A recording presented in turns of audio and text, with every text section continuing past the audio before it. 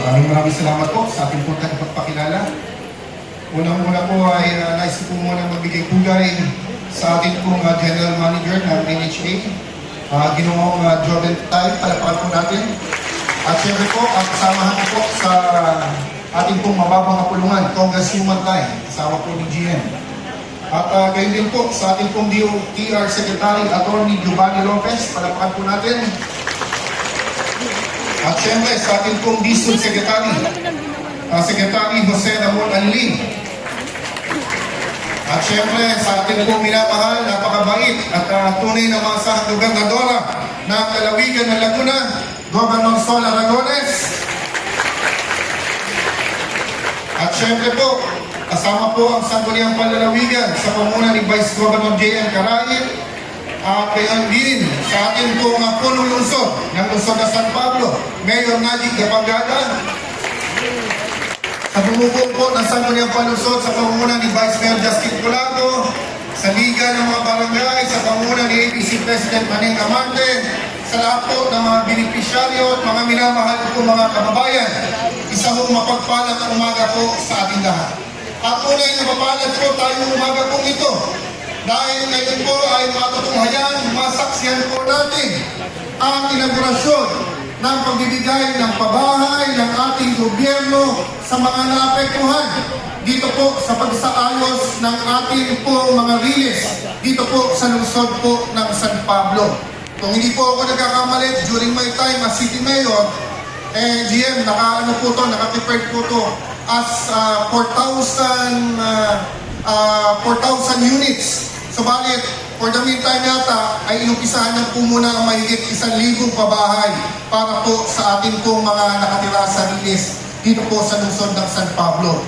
At napakalaking bagay po ito sa ating pong mga kababayan dahil alam naman po natin na minsan mayroon pong mga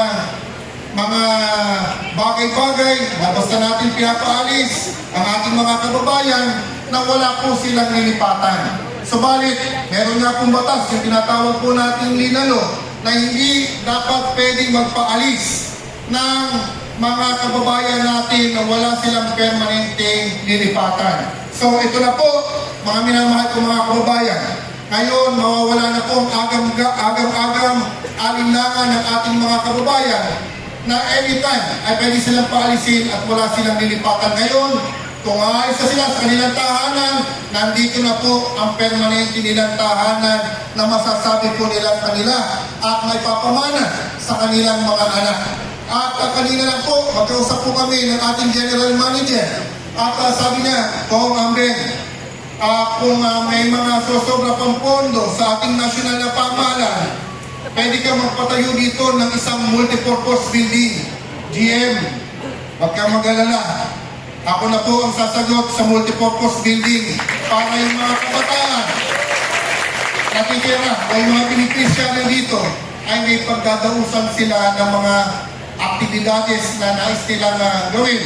Halimbawa, may mga tilapyaan o kaya may mga palaro ay meron na silang multipurpose building na pwede na lang gamitin dito sa atin sa City Parks, South Hill, dito po sa Barangay San Bartolome.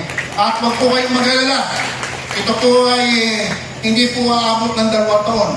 Sisiguraduhin po natin by next year ay uumpisahan na po ang multipurpose building para po sa mga beneficiaryo ng City Parks dito po sa Barangay San Bartolome.